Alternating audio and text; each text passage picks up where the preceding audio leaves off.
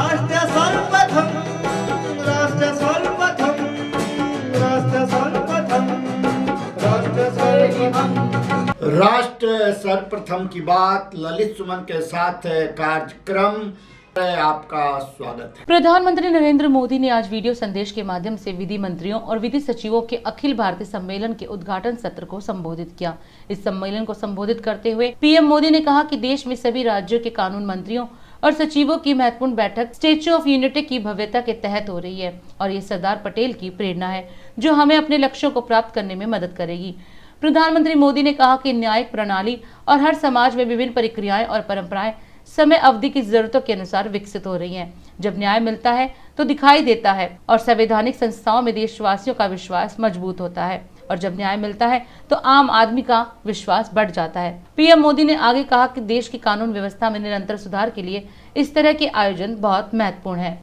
देश के और सभी राज्यों के कानून मंत्रियों और सचिवों की अहम बैठक स्टैच्यू ऑफ यूनिटी की भव्यता के बीच हो रही है।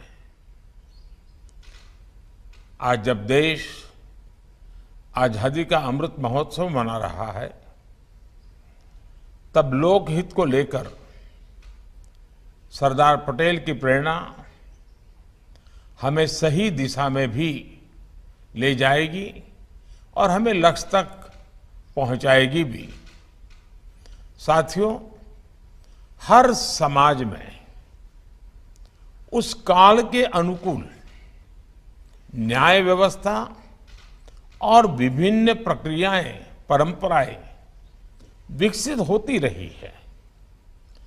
स्वस्थ समाज के लिए, आत्मविश्वास से भरे समाज के लिए, देश के विकास के लिए भरोसेमंद और त्वरित न्याय व्यवस्था बहुत ही आवश्यक है। जब न्याय मिलते हुए दिखता है तो संवैधानिक संस्थाओं के प्रति देशवासियों का भरोसा मजबूत होता है। बीते 8 वर्षों में भारत के नागरिकों से सरकार का दबाव हटाने पर हमारा विशेष जोर रहा है। 1,500 से ज्यादा पुराने और अप्रासंगिक कानूनों को रद्द कर दिया है। इनमें से अनेक कानून तो गुलामी के समय से चले आ रहे हैं। इनोवेशन और ईज ऑफ लिविंग के रास्ते से कानूनी अड़चनों को हटाने के लिए 32,000 से ज्यादा कंप्लायंसेस भी कम किए गए हैं। ये बदलाव जनता की सुविधा के लिए है और समय के हिसाब से भी बहुत जरूरी है। हम जानते हैं कि गुलामी के समय के कई पुराने कानून अब भी राज्यों में भी चल रहे हैं। आजादी के इस अमृत काल में गुलामी के समय से चली आ रहे कानूनों को समाप्त करके नए कानून आज की तारीख के हिसाब से बनाए जाना जरूरी है। मेरा आपसे आग्रह है कि इस कॉन्फ्रेंस में इस तरह के कानूनों की समाप्ति का रास्ता बनाने पर जरूर विचार होना चाहिए। जब न्याय व्यवस्था समाज के साथ साथ विस्तार लेती है, आधुनिकता को अंगीकार करने की स्वाभाविक प्रवृत्ति उसमें होती ही है, तो समाज में जो बदलाव आते हैं वो न्याय व्यवस्था में भी दिखते हैं। टेक्नोलॉजी किस तरह से आज न्याय व्यवस्था का भी अभिन्न अंग बन गई है, इसे हमने कोरोना काल में भी देखा है। आज देश में ई कोर्ट्स मिशन तेजी से आगे बढ़ रहा है। वर्चुअल हियरिंग और वर्चुअल पेशी जैसी व्यवस्थाएं अब हमारे लीगल सिस्टम का हिस्सा बन रही है। इसके अलावा केस की ई फाइलिंग को भी बढ़ावा दिया जा रहा है। अब देश में 5G के आने से इन व्यवस्थाओं में और भी तेजी आएगी। इसलिए हर एक राज्य को इसे ध्यान में रखते हुए अपनी व्यवस्थाओं को अपडेट और अपग्रेड करना ही पड़ेगा। हमारी लीगल एजुकेशन को टेक्नोलॉजी के हिसाब से तैयार करना भी हमारी एक महत्वपूर्ण लक्ष्य होना चाहिए।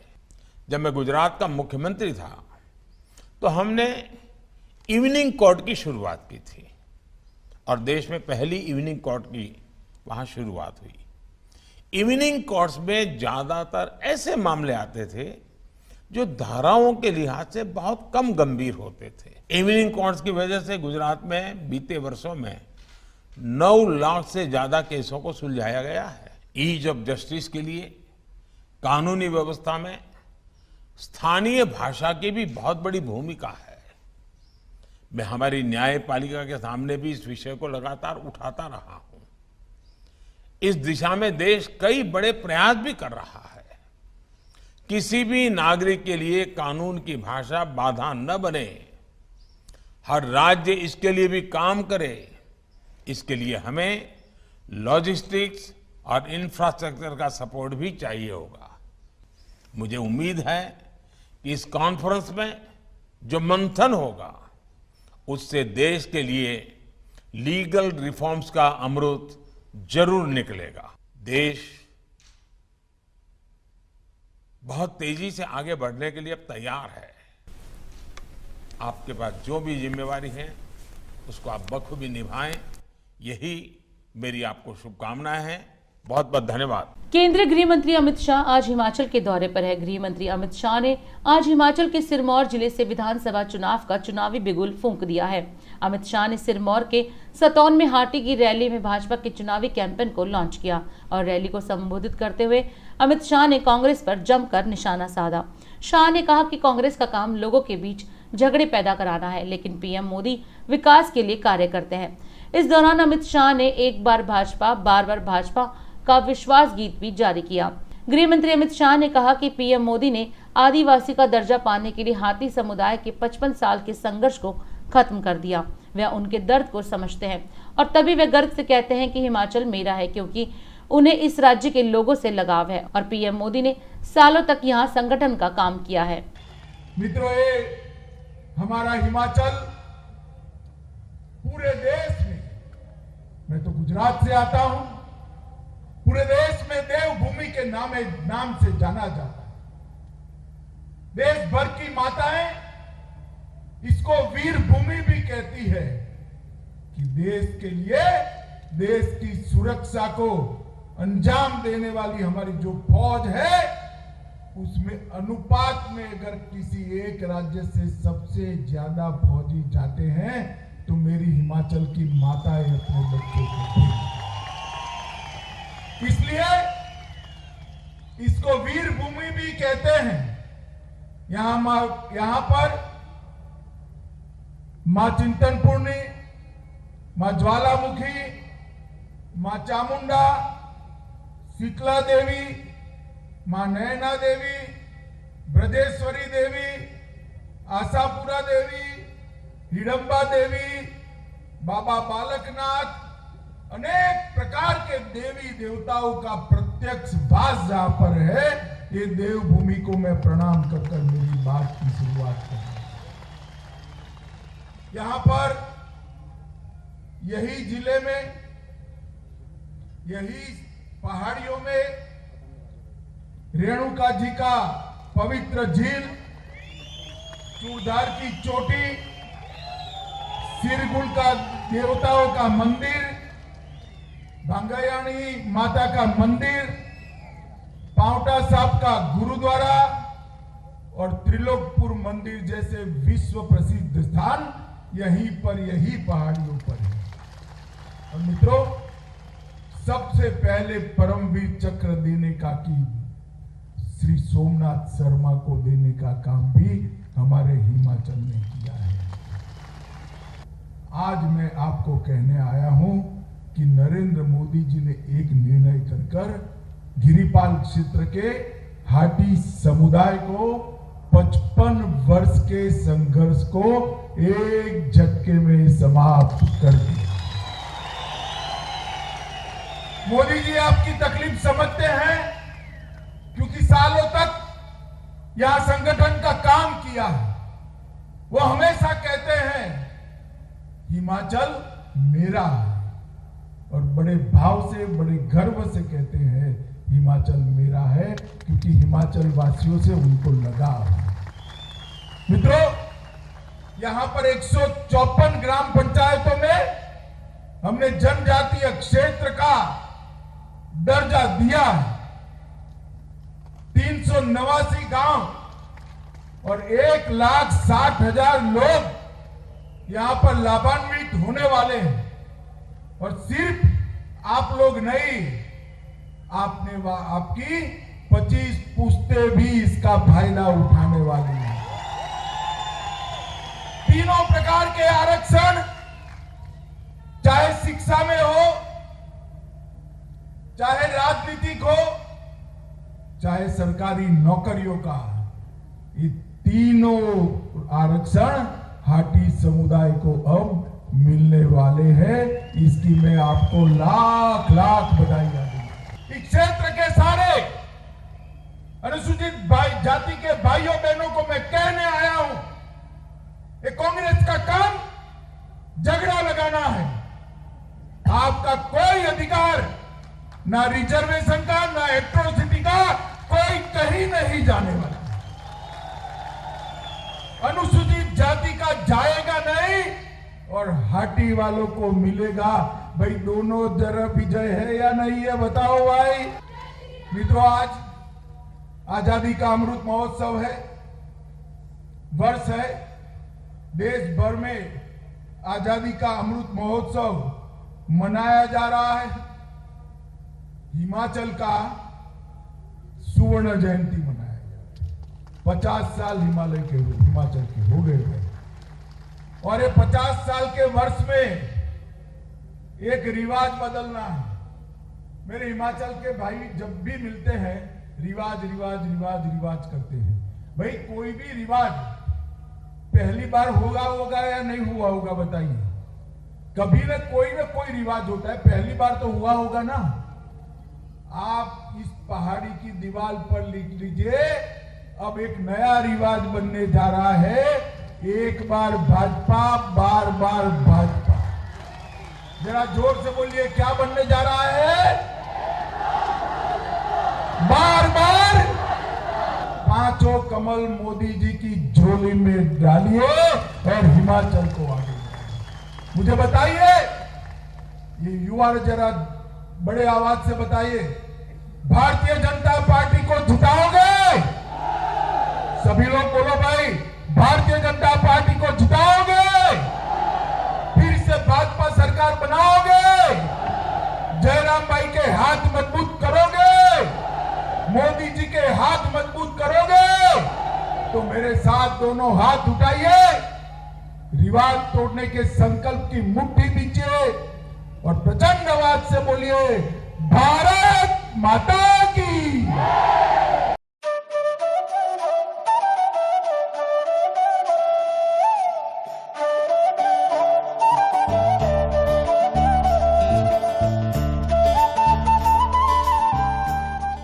और अधिक खबरों के लिए आप हमारे YouTube चैनल दैनिक इंडिया दर्पण को अभी सब्सक्राइब करें और नोटिफिकेशन के लिए बेल आइकन को प्रेस करना ना भूलें।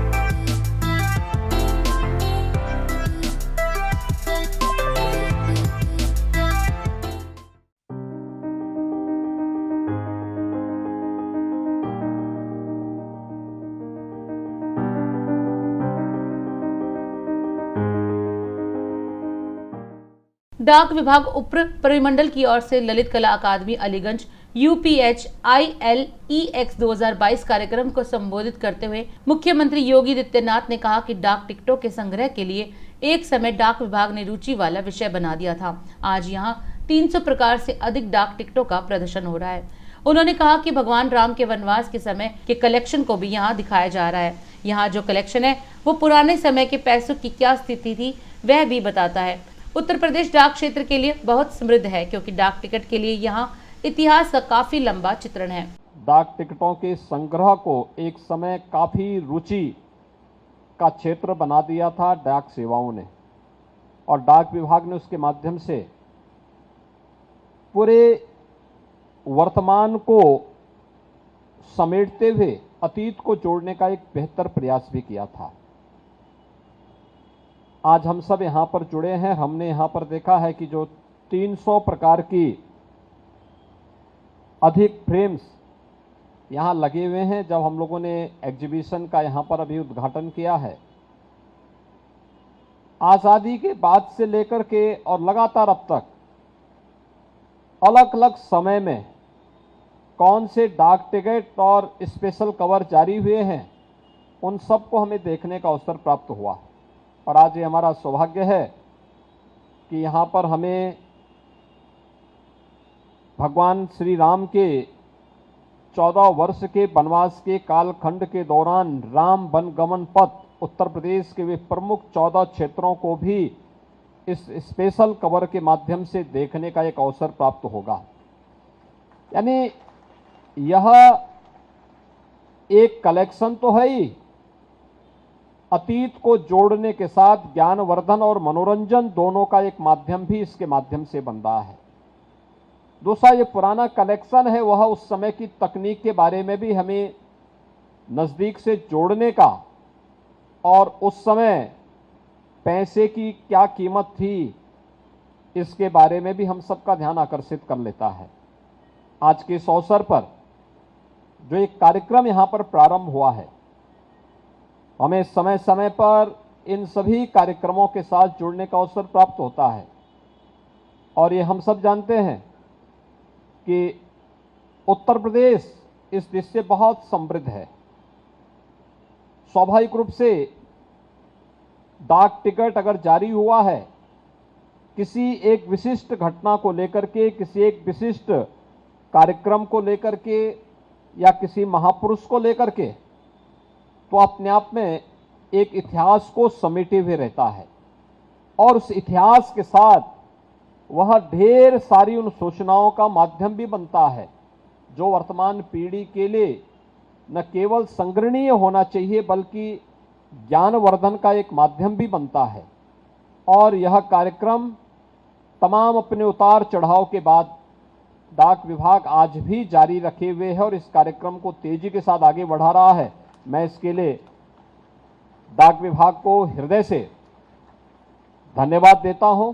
जब भगवान राम से जुड़ी हुई बात हम करते हैं तो वनगमन के पूरे परिदृश्य को आप देखेंगे, 14 वर्ष का वनगमन का जो मार्ग है उनमें सर्वाधिक 12 वर्ष तो भगवान राम ने उत्तर प्रदेश में ही व्यतीत किए। उत्तर प्रदेश का चित्रकूट जनपद इसका साक्षी है। और स्वाभाविक रूप से यह हम सबको बहुत सारी जानकारी, हम लोग ये मान के चलते हैं कि 14 वर्ष का भगवान राम को उस समय साधन नहीं थे, इसलिए हम लोगों को लगता है बहुत लंबी दूरी, बहुत सारी चीजें ऐसी लगती हैं जो हम लोगों के लिए भयावह लगती हैं। लेकिन आज साधन है तो एक एक स्थल उस समय की गवाह हैं कि भगवान राम किन मार्गों के माध्यम से वनों में गए थे और उस समय के समाज को उन्होंने कैसे सभ्य बनने की दिशा में अग्रसर करने के लिए एक सुरक्षित माहौल देने का काम किया था।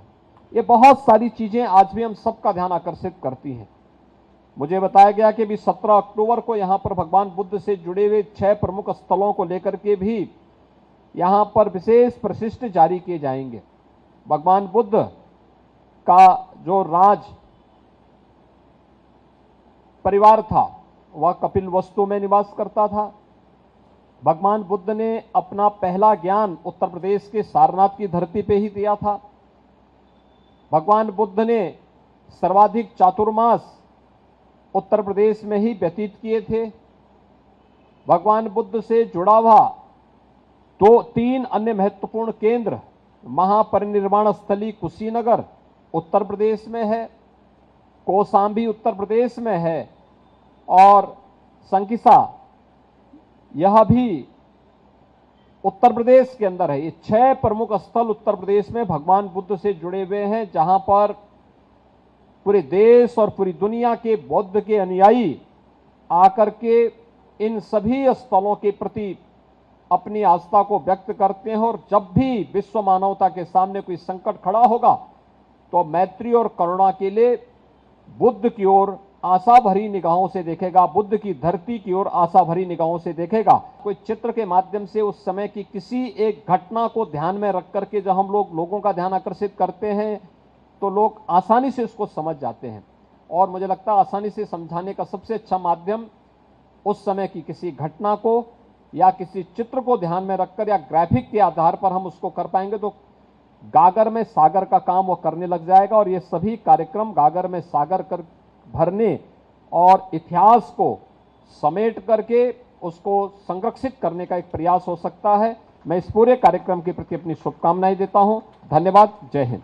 दिल्ली के पूर्व मुख्यमंत्री मदन लाल खुराना की जयंती के अवसर पर आयोजित कार्यक्रम में शनिवार को भाजपा अध्यक्ष जेपी नड्डा ने कहा कि भाजपा पूर्व मुख्यमंत्री मदन लाल खुराना जैसे नेताओं की वजह से दुनिया की सबसे बड़ी राजनीतिक पार्टी बन गई है, जो अपनी विचारधारा और लोगों के प्रति प्रतिबद्धता से कभी हटे नहीं। मदन लाल खुराना स्मृति व्याख्यान देते हुए जेपी नड्डा ने पार्टी नेताओं और कार्यकर्ताओं को खुराना जी के जीवन से सीखने के लिए कहा और कहा कि वे कई राजनीतिक संघर्षों में शामिल थे और विभिन्न मुद्दों का समाधान प्रदान किया। जेपी नड्डा ने कहा कि मदन लाल खुराना को सच्ची श्रद्धांजलि उनके जीवन से प्रेरणा लेना होगा, क्योंकि वे कभी सत्ता के पीछे नहीं थे बल्कि विचारधारा और लोगों की सेवा के लिए प्रतिबद्ध थे। इस अवसर पर दिल्ली के पूर्व मुख्यमंत्री मदन लाल खुराना जी का परिवार भी मौजूद रहा। सबसे पहले तो मैं अपना ये सौभाग्य भी मानता हूं कि मुझे आज खुराना जी के जन्म जयंती के अवसर पर आप सब लोगों के साथ उनको याद करने का एक मुझे मौका भी मिला है। और साथ ही साथ मैं आयोजकों को इस बात के लिए भी बधाई देता हूं कि उन्होंने मेमोरियल लेक्चर उनके नाम पर प्रारंभ किया है। इसके लिए मैं आयोजकों को विशेष करके बधाई देना चाहता हूं। जब मैं खुराना जी को याद करता हूं और मैं इस बात को सब लोगों के साथ चर्चा भी करता हूं कि ये सब वो लोग थे जिन लोगों ने विचार के लिए, जिन लोगों ने विचारधारा के लिए, मान्यताओं के लिए कमिटमेंट के साथ अपना जीवन लगा दिया। और सबसे महत्वपूर्ण बात यह समझने की है कि ये जब लड़ाई लड़ रहे थे तो खोने के लिए सब कुछ था, पाने के लिए कुछ नहीं था। ये आज की पीढ़ी के लिए बहुत समझने वाली बात है। कह देना बहुत आसान होता है और इसीलिए मैं कई बार कहता हूं कि हमारी पार्टी, हमारी विचारधारा ये किसी के कहे समाप्त नहीं होने वाली, ये किसी के कहे कमजोर नहीं होने वाली, क्योंकि ऐसे दिग्गजों ने इसकी नींव रखी है जो विचार पर अडिग रहे हैं और चलते रहे हैं। हम लोगों को अगर सच्चे मायने में उनको श्रद्धांजलि देनी है तो एक चीज उनसे सीखनी चाहिए, वो कभी भी कुर्सी से नहीं जुड़े, वो विचार से जुड़े, वो इशू से जुड़े। कुर्सी उनका माध्यम था, माध्यम सरता है तो रहेंगे, नहीं सरता है तो नहीं रहेंगे, लेकिन इशू के साथ कॉम्प्रोमाइज नहीं करेंगे। तो वो हमेशा इश्यूज के साथ ही, और इसीलिए आप देखेंगे वो अपने आप में एक शख्सियत, पार्टी में नेता, पार्टी के कारण भी बहुत लोग होते हैं, लेकिन मदन लाल खुराना जी की एक अपनी शख्सियत बनी, उन्होंने उसको स्थापित करके रखा। तो हम अगर सही मायने में खुराना जी से कुछ सीखना चाहते हैं तो हम इस बात को सीखें कि विचार का समर्पण क्या होता है। उन्होंने जिस बात के लिए जीवन लगाया उसको अपने साथ आत्मसात करें, तो वही सच्ची श्रद्धांजलि होगी और वही खुराना जी के लिए एक अच्छी आवाज होगी। मदन लाल खुराना जी के जन्म दिवस के अवसर पर आज पार्टी के राष्ट्रीय अध्यक्ष आदरणीय श्री जेपी नड्डा जी ने श्री मदन लाल खुराना की जो भी सेवाएं दिल्ली के लोगों के लिए रही है उन पर विस्तार से प्रकाश डाला है। मेरा उनके साथ 1989 से लेके और जब तक वो बीमार जब वो हो गए थे तब तक मेरा उनका रिश्ता उनके साथ रहा। मैं 1993 में उन्हीं के साथ दिल्ली विधानसभा का मेंबर बना, वो दिल्ली के मुख्यमंत्री बने, मैं विधायक दल का नेता था। श्री मदन लाल खुराना ने दिल्ली को गंगा जल भी दिया, दिल्ली को मेट्रो भी दी, दिल्ली को रूरल डेवलपमेंट बोर्ड भी दिया, यमुना पार विकास बोर्ड भी दिया, दिल्ली को 12 कॉलेजेस भी दिए और श्री मदन लाल खुराना ने दिल्ली को 70,000 टीचर्स भी दिए। उन्हीं के समय में 70,000 टीचर्स की भर्ती हुई थी। झुग्गी झोपड़ी वासियों को राशन कार्ड दिया, झुग्गी झोपड़ियों में विकास के कार्य उन्होंने ही शुरू किए, झुग्गियों में मिट्टी की तेल राशन की दुकानें उन्होंने ही खोली और दिल्ली में अनऑथराइज कॉलोनीज में यदि पहली बार विकास का कार्य शुरू हुआ जब वो दिल्ली के मुख्यमंत्री थे तो उन्हीं के मुख्यमंत्री काल में अनऑथराइज कॉलोनीज में भी विकास के कार्य शुरू हुए। आज हम उनको उनकी जन्म जयंती के ऊपर उनके चरणों में श्रद्धासुमन अर्पित कर रहे हैं और उनको याद कर रहे हैं। वो जहाँ भी हों, भगवान ईश्वर उनको खुश रखे और उनका आशीर्वाद निरंतर भारतीय जनता पार्टी कार्यकर्ताओं को मिलता रहे। खुराना जी दिल्ली के शेर थे, वो शेरों वाला काम किया करते थे। उन्होंने कभी भी किसी वर्गों को निराश नहीं किया। मुझे खुराना जी की बहुत बातें याद हैं। अगर मैंने कोई काम कहा है अपने लिए किसी के लिए तो उन्होंने बिना झिझके वो काम को प्रायोरिटी बेसिस पे करवाया है। मतलब खुराना जी का कोई जवाब नहीं है, उनका कोई सानी नहीं है आज की डेट में। खुराना जी खुराना ही थे, खुराना जी जैसा कोई दूसरा हो ही नहीं सकता। दिल्ली को संभाला था उन्होंने, दिल्ली को संवारा था उन्होंने। रात को चलते थे, चीफ मिनिस्टर होते हुए रात को 10 बजे गाड़ी का काफिला लेके चलते थे, हम लोग साथ होते थे और देखते थे कहाँ अंधेरा है और वहीं से फ़ोन वहीं से नोटिस होता था और सुबह सब जगह से ऑफिस में जाके उनको झाड़ होती थी और वो काम होता था। सबसे बड़ी बात, नजफ रोड के ऊपर, जखीरा रोड के ऊपर कभी रोड बनी ही नहीं 40 साल। जब खुराना जी मुख्यमंत्री बने तो पहले दिन ही उन्होंने रात को आए, उन्होंने देखा और ऑर्डर किया, अगले 3 दिनों में सड़क बन गई। खुराना जी ऐसे थे, उनका व्यक्तित्व कोई जवाब नहीं उनका। प्रभु बच्चों को हम सबको शक्ति दे, हम उनके नक्शे कदम पे चलें, बस प्रभु से हम यही कामना करते हैं। मैं यही कहना चाहूँगी, खुराना जी की नेचर की तरह आप नेचर बनाओ।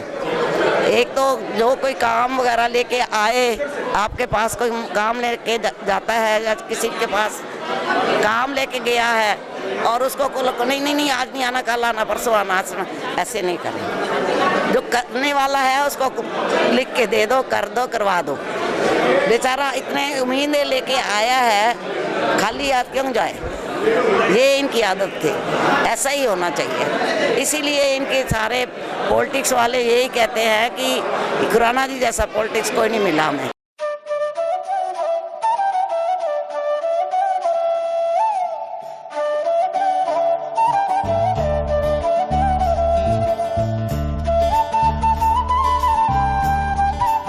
और अधिक खबरों के लिए आप हमारे YouTube चैनल दैनिक इंडिया दर्पण को अभी सब्सक्राइब करें और नोटिफिकेशन के लिए बेल आइकन को प्रेस करना ना भूलें। कांग्रेस की भारत जोड़ो यात्रा का नेतृत्व कर रहे राहुल गांधी ने कर्नाटक के बल्लारी में मोदी सरकार पर जमकर निशाना साधा। उन्होंने कहा कि आज भारत में 45 साल में अब तक की सबसे ज्यादा बेरोजगारी है। पीएम ने कहा था कि वे हर साल 2 करोड़ युवाओं को रोजगार देंगे, तो वो नौकरियां कहां हैं? राहुल गांधी ने कहा कि 3500 किलोमीटर की मुश्किल दिखने वाली यात्रा को किसने आसान बनाया है, तो वो है जनता का प्यार, समर्थन और भागीदारी। आपको बता दें कि भारत जोड़ो यात्रा की शुरुआत 7 सितंबर 2022 को कन्याकुमारी से हुई थी। इस ऐतिहासिक यात्रा ने शनिवार को 1000 किलोमीटर की यात्रा तय कर ली है। भारत जोड़ो यात्रा ने अपनी 1000 किलोमीटर की यात्रा बल्लारी जिले के नजदीक पूरी की, जिसके लिए यहां लाखों कांग्रेस समर्थकों के साथ एक विशाल सम्मेलन आयोजित किया गया। कुछ दिनों से अब हम भारत जोड़ो यात्रा पर कन्याकुमारी से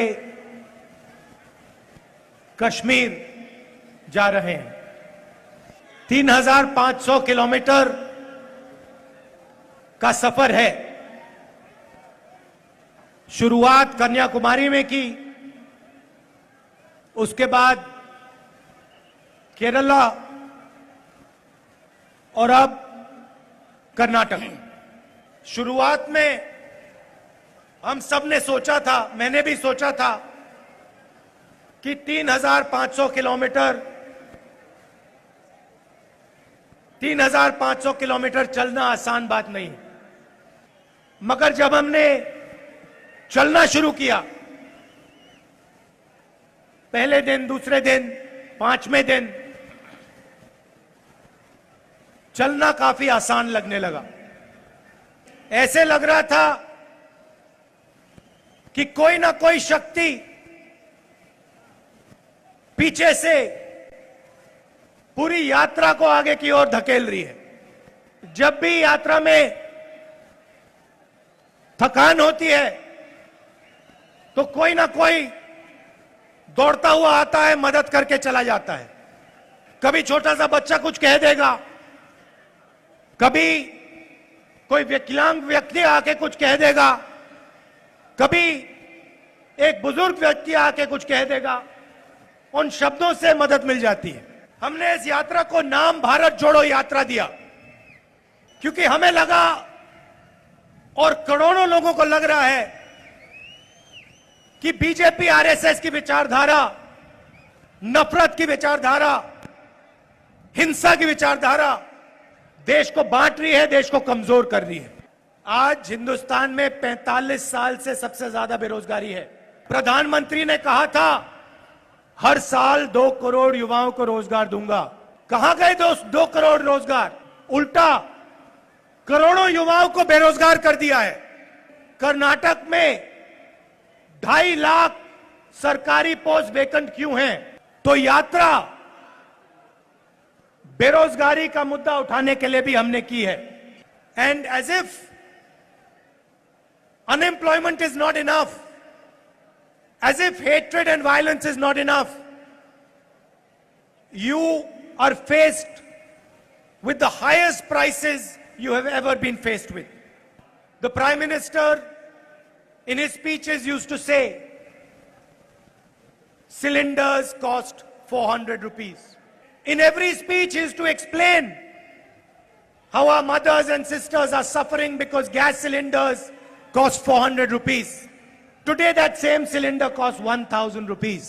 Why doesn't the Prime Minister explain what our mothers and sisters are supposed to do now? The prices of petrol and diesel are the highest we have seen in a very long time. So on one side, you're hit by unemployment. On the other side, you're hit by high prices. And you're being squeezed in between. I'd like to also thank all of you for walking with us. And I got to understand the heat that you face in Bellary. And we are not even in the full summer right now.